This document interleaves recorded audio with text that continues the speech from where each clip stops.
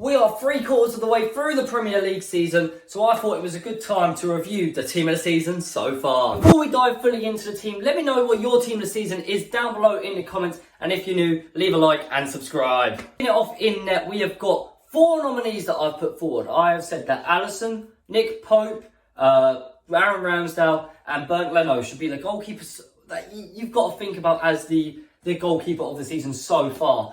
Now, Nick Pope has been absolutely splendid, although Newcastle recently have fallen off in this last, I would say, quarter of the season. Newcastle have fallen off a little bit, started to concede a lot of goals, and I probably would have picked him as my number 1 choice for the team of the season goalkeeper. Aaron Ramsdale is, of course, doing well at Arsenal, being top of the league, but I think that's more of a defensive performance than his performance. He is very good at rattling people up. And Leno is up there for, just being really, really solid and getting Fulham all the way up the table somehow, and he has been a big part of that. But the keeper I've gone for is Alisson, because without him, Liverpool would probably have been down in 18th place, let's not lie. It'd be a big relegation scrap, because he has saved them so many times, it is unbelievable. So Alisson is the goalkeeper. If you guys could have one Premier League goalkeeper in your team, who would it be? Let me know in the comments down below, and tell me who your team is as well. Right back, the nominees that we have got is Kieran Trippier and Ben White. Now, I don't quite understand what's going on with Ben White. I don't know why he doesn't get to play every game. I know Tomiyasu is probably their first choice right back, but Ben White,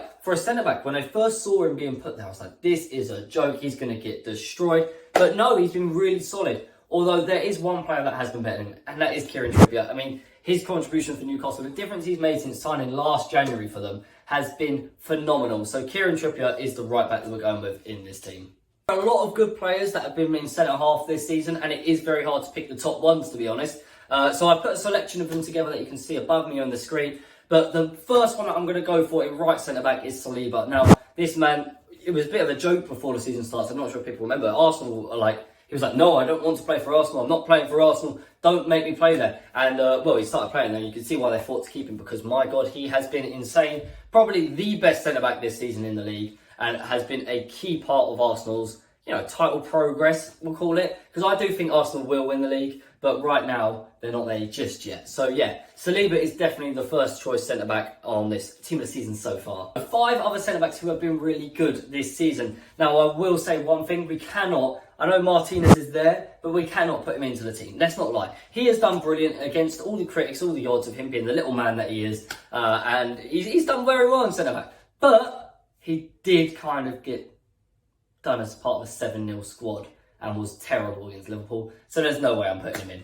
The centre-back that we are going to go for is Botman. I think he has been really, really good for Newcastle. Although he had a bit of a howler the other night against Nottingham Forest, I am still going to put him in, because one little moment doesn't make for it, and they still won the game. So yeah, Botman has transformed that Newcastle defence. It's been a really good signing, and he is, just like Kieran Trippier, definitely part of this team of the season so far. In left back, I've got 3 different players who are all sort of there for different reasons. Now, I'll start with Zinchenko. Zinchenko has been a brilliant part of this Arsenal squad this season. Although he had a little bit of an injury spell and a bit of time out, that wasn't really part of it too much. But you can just tell his mentality has brought this side along so much, and City may regret giving away some of their really good players and good mentalities that they had in the dressing room straight to Arsenal. And that's been a big part of their title campaign.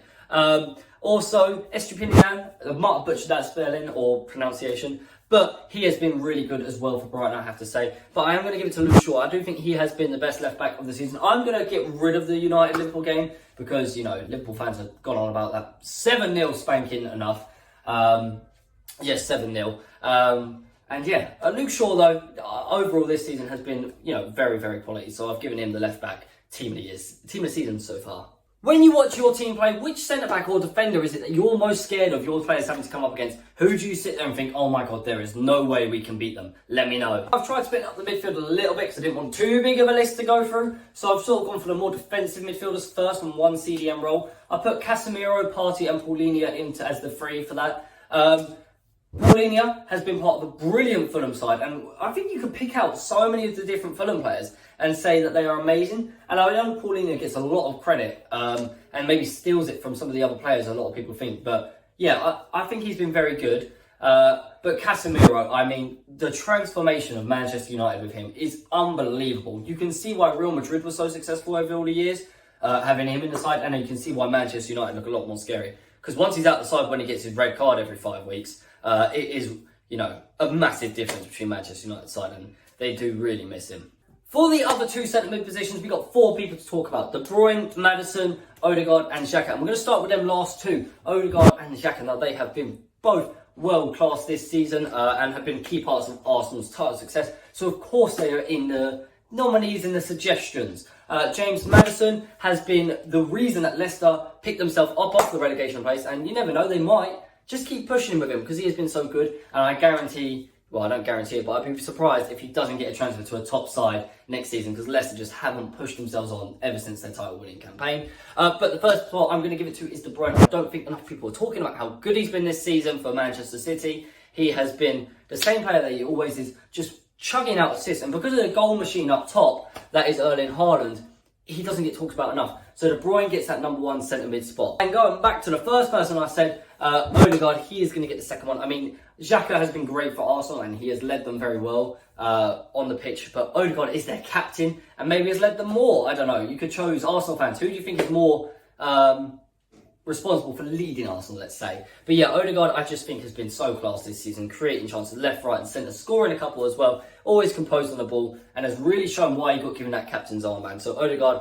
is getting the other centre-mid spot. Are there any midfielders that you watch in the Premier League and think, oh my God, just don't let that man touch the ball? Let me know down below who you think scares you the most when they get on the ball in the Premier League. Players that have really stood out to me this season on the right wing spot. The first one I'm going to mention is Miguel Almiron. Now, he has come from absolutely nothing, and it's almost like him and Salah just swapped bodies at one point of the season because Salah couldn't do anything and he was the Almiron, and Almiron was acting like Salah, and that is talking from a Liverpool fan's point of perspective and being completely biased because Almiron was just that good and it was crazy. But since the World Cup, he definitely dropped off and Saka picked up even more potentially, you could say, who had been good all season. So I've given that right wing spot to Saka. He's just very, very confident for such a young man, so composed, and he is doing excellent in right wing. So Saka, team of the season so far, right wing, that's you. For the World Cup, we have got 2 players who have been on fire in left wing, Rashford and Mitoma. Now, these 2 players have just been so good. I cannot believe it. I think Mitoma has done so well for Brighton and dragged them forward so many times. Him and Solly March together, to be fair, have been so good for Brighton. But Marcus Rashford has had everyone terrified, apart from Liverpool when they lost 7-0. People are going to hate me. Come for me. Yeah, but no, Rashford has definitely been the best player in the league, maybe in the league in general, since the return of the Premier League after the World Cup. And he definitely gets the team of the season so far spot for the left wing.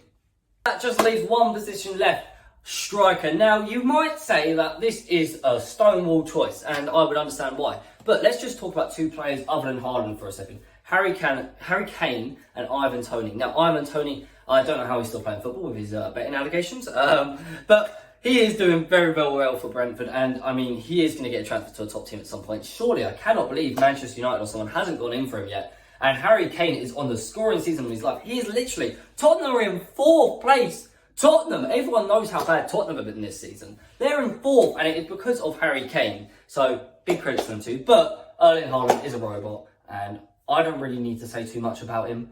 He is the team of the season so far striker that we are choosing. If you had to pick one striker to join your team in the Prem, who would it be? If you're a City fan, you have to take Haaland out for someone else. Let me know who it is. That's going to about do it. I mean, if there's anything you would change, let me know in the comments down below. There probably will be. There might be someone that I've completely overlooked. I don't think so, but let me know if you do think so. And, you know, it's boring times now. We've got the international break. But we move, and hopefully, you know, I'll see you in another video. And Liverpool will be back soon, football will be back soon, and the Premier League will be back soon for the final part of the season. Peace!